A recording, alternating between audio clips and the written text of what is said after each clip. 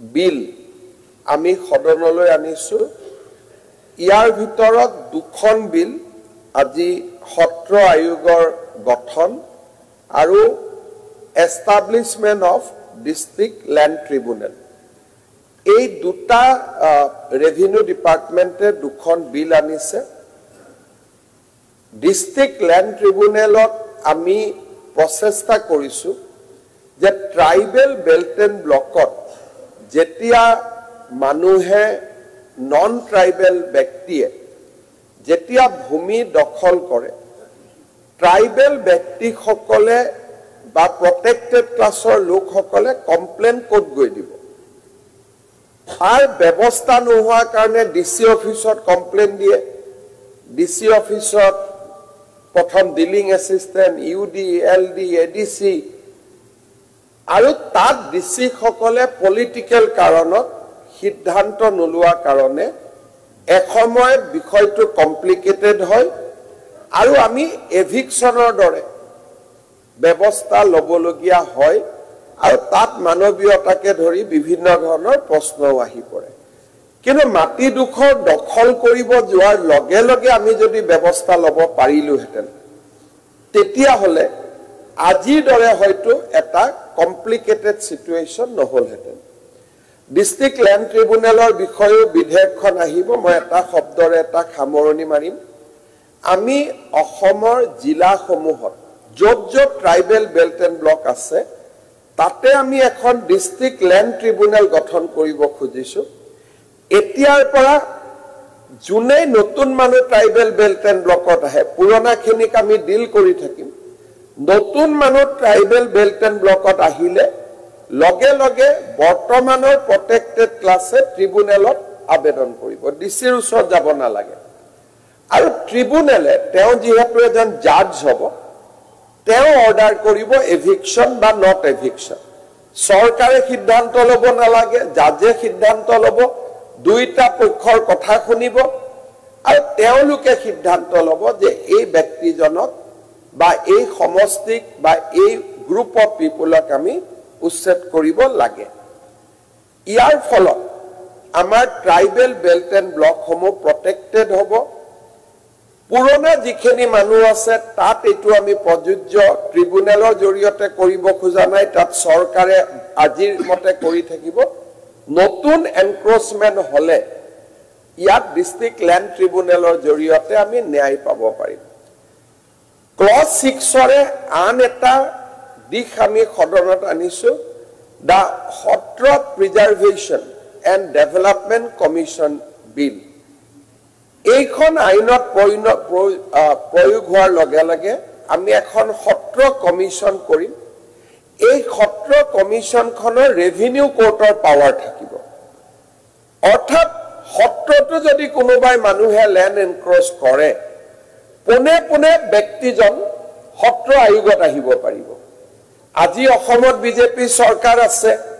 আমাৰ political will আছে অহাকালি হয়তো কোনোবা সৰকাৰ থাকিব তাৰ পলিটিক্যাল উইল নাথাকিব পাৰে কিন্তু সত্ৰ কমিশ্যনত যেতিয়া তেওঁ যাব সত্ৰ কমিশ্যনে অৰ্ডাৰ দিব যে অমুকক এভিকশন কৰিব লাগে সৰকাৰে আৰু আইনৰ দ্বাৰা গঠিত এখন কমিশ্যন হ'ব and they will have full power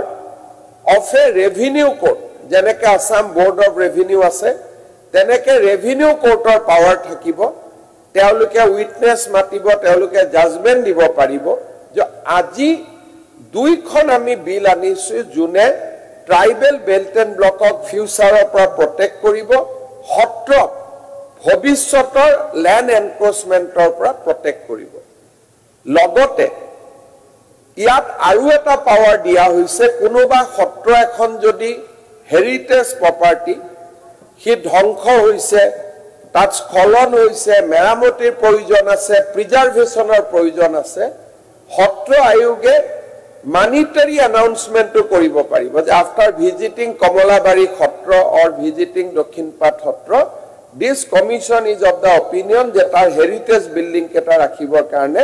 government should give a sanction of rupees 1 crore আজি যেটো কাম আমি কৰি আছো অহাকালি হয়তো তেনেকুৱা পলিটিক্যাল উইল থকা চৰকাৰ নাথাকিব পাৰে বাট দেন আজি যেটো আমি কৰি আছো এই কামটো এই দুইখন কমিশনে কৰিব Satra commission as well as district land tribunal Keshab Mahanta ডাঙৰীয়াই দুইখন বিল আজি হাউসত আনিছে আৰু মই ভাবো যে অসম চুক্তিৰ ৰূপায়নৰ দিশত এই দুইখন এক মাইলৰ খুঁটা হৈ ৰব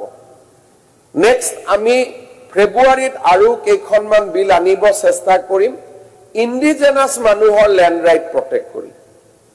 অসমত আমি এখন আইন আনিব খুজিছো যে নিৰ্বাচিত ৰেভিনিউ সাৰ্কুলাৰ অকল ইন্ডিজেনাস মানুহৰ মাজতহে মাটি কিনা বেচা হ'ব পাৰিব আৰু ইন্ডিজেনাস মানে আমি কাক বুজাইছো তিনিটা প্ৰজন্ম যোন অসমত বাস কৰিছে অৰ্থাৎ 1951 আৰু এটো সকলোতে নহয় গুৱাহাটীত হেতুক আমি কৰিব খোজা নাই মেট্ৰোপলিটনত কৰিব খোজা নাই বিপ্লৱ শৰ্মা কমিশনে পঞ্চায়তৰ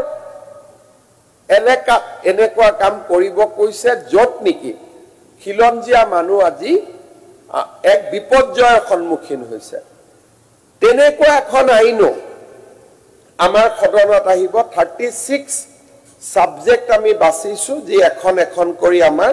সদনত আহিব সদনৰ সহযোগিতাও পাম মই পুনৰ এবাৰ আমাৰ পবিত্ৰ সদনক ধন্যবাদ জনাইছো যে আজি সত্ৰৰ ক্ষেত্ৰত আমি এটা ডাঙৰ মাইলৰ খুঁটা স্থাপন কৰিব গৈ আছো ঐতিহাসিক সিদ্ধান্ত মই সকলোকে ধন্যবাদ জনাইছো আৰু যিখিনি এমেন্ডমেন্ট আছে ইতিমধ্যে কেশৱ মহন্ত ডাঙৰীয়াই বুজাই দিছে আৰু সত্ৰ আয়োগ গঠন কৰোতেও আমি সত্ৰৰ প্ৰতিনিধি লৈ আমি তা গঠন কৰিম গতিকে আৰু এখন পলিটিক্যালি নিউট্ৰেল কমিটি হ'ব এজন ৰিটায়াৰ্ড জাজে তাক অধ্যক্ষতা কৰিব it will B A politically neutral commission মই সদনক এই আইনখন পাৰিত কৰাৰ বাবে অনুৰোধ জনাইছো